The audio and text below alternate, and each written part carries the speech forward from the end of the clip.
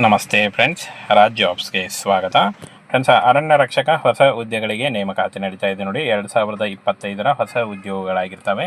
Both male and female, ಪುರುಷ ಮತ್ತು ಮಹಿಳಾ ಅಭ್ಯರ್ಥಿಗಳು ಇಬ್ಬರು ಅರ್ಜಿಗಳನ್ನು ಸಲ್ಲಿಸಬಹುದು. ಸಂಪೂರ್ಣವಾಗಿ ಕಾಯಂ ಉದ್ಯೋಗಗಳು ಹಾಗೆ ಸರ್ಕಾರಿ ಉದ್ಯೋಗಗಳಾಗಿರ್ತವೆ ನೋಡಿ. ಈ ಒಂದು ಹುದ್ದೆಗಳು ಸರ್ಕಾರಿ ಉದ್ಯೋಗಗಳಾಗಿರ್ತವೆ, ಇನ್ನು ಕಾಯಂ ಉದ್ಯೋಗಗಳಾಗಿರ್ತವೆ. ಇನ್ನು ಫ್ರೆಂಡ್ಸ್, ಇಲ್ಲಿ ನೋಡಿ, ಅರಣ್ಯ ರಕ್ಷಕ ಹುದ್ದೆಗಳು 2025 ಜೈಲು ಪ್ರಹರಿ ಹಾಗೂ ಫೀಲ್ಡ್ ಗಾರ್ಡ್ ಮತ್ತು ಇನ್ನು ಉಳಿದಂಥ ಉದ್ಯೋಗಗಳಿಗೆ ನೇಮಕಾತಿ ನಡೀತಾ ಇದೆ ನೋಡಿ. ಸಂಸ್ಥೆ ಹೆಸರು ಅರಣ್ಯ ಇಲಾಖೆ ಆಗಿರುತ್ತೆ. ಇನ್ನು ಪೋಸ್ಟ್ ಹೆಸರು ನೋಡಿ, ಅರಣ್ಯ ರಕ್ಷಕ, ವನ್ಯಜೀವಿ ರಕ್ಷಕ, ಅರಣ್ಯಾಧಿಕಾರಿ, ಅರಣ್ಯ ಶ್ರೇಣಿ ಅಧಿಕಾರಿ ರಕ್ಷಕ ಹಾಗೂ ಜೈಲು ಪ್ರಹರಿ ನೋಡಿ. ಇಷ್ಟೊಂದು ಹುದ್ದೆಗಳಿಗೆ ನೇಮಕಾತಿ ನಡೀತಾ ಇದೆ.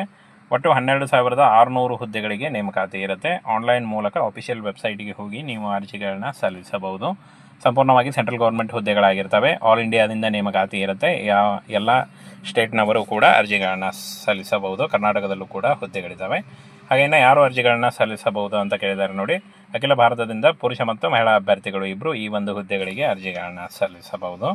ಇನ್ನು ಈ ಒಂದು ಹುದ್ದೆಗಳಿಗೆ ವಯೋಮಿತಿಯನ್ನು ನೋಡೋದಾದರೆ 18ರಿಂದ 45 ವರ್ಷದ ಒಳಗಿನವರು ಅರ್ಜಿಗಳನ್ನ ಸಲ್ಲಿಸಬಹುದು.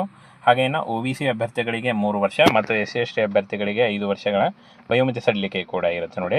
ಇನ್ನು ಆಯ್ಕೆ ಪ್ರಕ್ರಿಯೆಯನ್ನು ನೋಡೋದಾದರೆ ಲಿಖಿತ ಪರೀಕ್ಷೆ, PET, PMT ಮತ್ತು ದಾಖಲೆ ಪರಿಶೀಲನೆ ಹಾಗೂ ವೈದ್ಯಕೀಯ ಪರೀಕ್ಷೆ ಮೂಲಕ ಆಯ್ಕೆಯನ್ನು ಮಾಡಿಕೊಳ್ಳಲಾಗುತ್ತೆ ನೋಡಿ.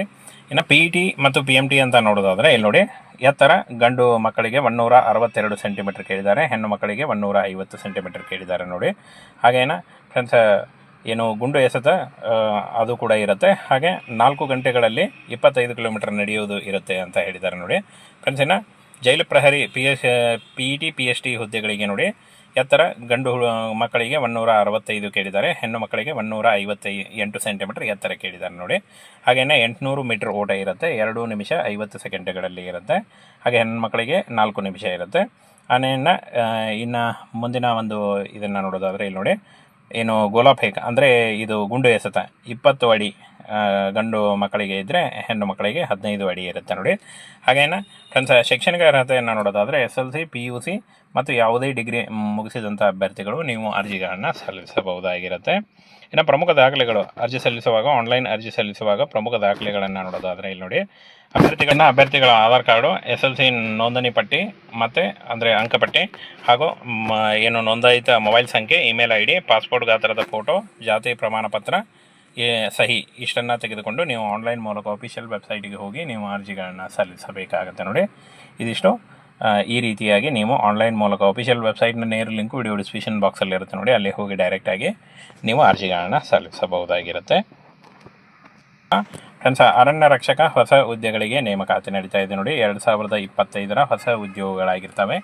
ಬೋತ್ ಮೇಲ್ ಆ್ಯಂಡ್ ಫಿಮೇಲ್, ಪುರುಷ ಮತ್ತು ಮಹಿಳಾ ಅಭ್ಯರ್ಥಿಗಳು ಇಬ್ಬರು ಅರ್ಜಿಗಳನ್ನು ಸಲ್ಲಿಸಬಹುದು. ಸಂಪೂರ್ಣವಾಗಿ ಕಾಯಂ ಉದ್ಯೋಗಗಳು ಹಾಗೆ ಸರ್ಕಾರಿ ಉದ್ಯೋಗಗಳಾಗಿರ್ತವೆ ನೋಡಿ. ಈ ಒಂದು ಹುದ್ದೆಗಳು ಸರ್ಕಾರಿ ಉದ್ಯೋಗಗಳಾಗಿರ್ತವೆ, ಇನ್ನು ಕಾಯಂ ಉದ್ಯೋಗಗಳಾಗಿರ್ತವೆ.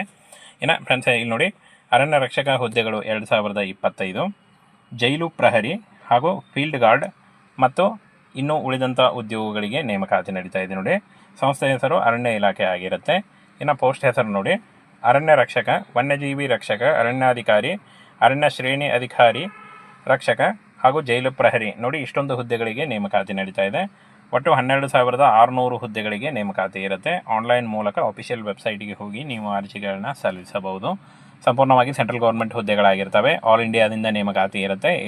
ಎಲ್ಲ ಸ್ಟೇಟ್ನವರು ಕೂಡ ಅರ್ಜಿಗಳನ್ನು ಸಲ್ಲಿಸಬಹುದು. ಕರ್ನಾಟಕದಲ್ಲೂ ಕೂಡ ಹುದ್ದೆಗಳಿದ್ದಾವೆ. ಹಾಗೆಯೇ ಯಾರು ಅರ್ಜಿಗಳನ್ನ ಸಲ್ಲಿಸಬಹುದು ಅಂತ ಕೇಳಿದ್ದಾರೆ ನೋಡಿ. ಅಖಿಲ ಭಾರತದಿಂದ ಪುರುಷ ಮತ್ತು ಮಹಿಳಾ ಅಭ್ಯರ್ಥಿಗಳು ಇಬ್ಬರು ಈ ಒಂದು ಹುದ್ದೆಗಳಿಗೆ ಅರ್ಜಿಗಳನ್ನು ಸಲ್ಲಿಸಬಹುದು. ಇನ್ನು ಈ ಒಂದು ಹುದ್ದೆಗಳಿಗೆ ವಯೋಮಿತಿಯನ್ನು ನೋಡೋದಾದರೆ 18ರಿಂದ 45 ವರ್ಷದ ಒಳಗಿನವರು ಅರ್ಜಿಗಳನ್ನ ಸಲ್ಲಿಸಬಹುದು. ಹಾಗೆಯೇ OBC ಅಭ್ಯರ್ಥಿಗಳಿಗೆ 3 ವರ್ಷ ಮತ್ತು SC/ST ಅಭ್ಯರ್ಥಿಗಳಿಗೆ 5 ವರ್ಷಗಳ ವಯೋಮಿತಿ ಸಡಿಲಿಕೆ ಕೂಡ ಇರುತ್ತೆ ನೋಡಿ. ಇನ್ನು ಆಯ್ಕೆ ಪ್ರಕ್ರಿಯೆಯನ್ನು ನೋಡೋದಾದರೆ ಲಿಖಿತ ಪರೀಕ್ಷೆ, PET, PMT ಮತ್ತು ದಾಖಲೆ ಪರಿಶೀಲನೆ ಹಾಗೂ ವೈದ್ಯಕೀಯ ಪರೀಕ್ಷೆ ಮೂಲಕ ಆಯ್ಕೆಯನ್ನು ಮಾಡಿಕೊಳ್ಳಲಾಗುತ್ತೆ. PMT ಅಂತ ನೋಡೋದಾದರೆ ಇಲ್ಲಿ ನೋಡಿ, ಎತ್ತರ ಗಂಡು ಮಕ್ಕಳಿಗೆ 162 ಸೆಂಟಿಮೀಟರ್ ಕೇಳಿದ್ದಾರೆ, ಹೆಣ್ಣು ಮಕ್ಕಳಿಗೆ 150 ಸೆಂಟಿಮೀಟರ್ ಕೇಳಿದ್ದಾರೆ ನೋಡಿ. ಹಾಗೇನ ಫ್ರೆಂಡ್ಸ್, ಏನು ಗುಂಡು ಎಸೆತ ಅದು ಕೂಡ ಇರುತ್ತೆ. ಹಾಗೆ 4 ಗಂಟೆಗಳಲ್ಲಿ 25 ಕಿಲೋಮೀಟರ್ ನಡೆಯೋದು ಇರುತ್ತೆ ಅಂತ ಹೇಳಿದ್ದಾರೆ ನೋಡಿ. ಫ್ರೆಂಡ್ಸ್, ಇನ್ನು ಜೈಲು ಪ್ರಹರಿ PET PST ಹುದ್ದೆಗಳಿಗೆ ನೋಡಿ, ಎತ್ತರ ಗಂಡು ಮಕ್ಕಳಿಗೆ 165 ಕೇಳಿದ್ದಾರೆ, ಹೆಣ್ಣು ಮಕ್ಕಳಿಗೆ 158 ಸೆಂಟಿಮೀಟರ್ ಎತ್ತರ ಕೇಳಿದ್ದಾರೆ ನೋಡಿ. ಹಾಗೆಯೇ 800 ಮೀಟರ್ ಓಟ ಇರುತ್ತೆ, 2 ನಿಮಿಷ 50 ಸೆಕೆಂಡ್ಗಳಲ್ಲಿ ಇರುತ್ತೆ. ಹಾಗೆ ಹೆಣ್ಣು ಮಕ್ಕಳಿಗೆ 4 ನಿಮಿಷ ಇರುತ್ತೆ. ಆಮೇಲೆ ಇನ್ನು ಮುಂದಿನ ಒಂದು ಇದನ್ನು ನೋಡೋದಾದರೆ ಇಲ್ಲಿ ನೋಡಿ, ಏನು ಗೋಲಾಫೇಕ್ ಅಂದರೆ ಇದು ಗುಂಡು ಎಸೆತ 20 ಅಡಿ ಗಂಡು ಮಕ್ಕಳಿಗೆ ಇದ್ದರೆ ಹೆಣ್ಣು ಮಕ್ಕಳಿಗೆ 15 ಅಡಿ ಇರುತ್ತೆ ನೋಡಿ. ಹಾಗೇನ ಫ್ರೆಂಡ್ಸ್, ಶೈಕ್ಷಣಿಕ ಅರ್ಹತೆಯನ್ನು ನೋಡೋದಾದರೆ SLC, PUC ಮತ್ತು ಯಾವುದೇ ಡಿಗ್ರಿ ಮುಗಿಸಿದಂಥ ಅಭ್ಯರ್ಥಿಗಳು ನೀವು ಅರ್ಜಿಗಳನ್ನು ಸಲ್ಲಿಸಬಹುದಾಗಿರುತ್ತೆ.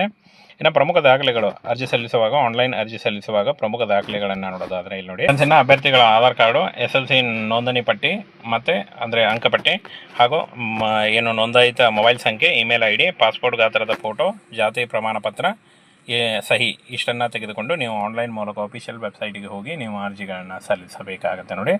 ಇದಿಷ್ಟು ಈ ರೀತಿಯಾಗಿ ನೀವು ಆನ್ಲೈನ್ ಮೂಲಕ ಅಫಿಷಿಯಲ್ ವೆಬ್ಸೈಟ್ನ ನೇರ ಲಿಂಕು ವಿಡಿಯೋ ಡಿಸ್ಕ್ರಿಪ್ಷನ್ ಬಾಕ್ಸಲ್ಲಿ ಇರುತ್ತೆ ನೋಡಿ, ಅಲ್ಲಿ ಹೋಗಿ ಡೈರೆಕ್ಟಾಗಿ ನೀವು ಅರ್ಜಿಗಳನ್ನು ಸಲ್ಲಿಸಬಹುದಾಗಿರುತ್ತೆ.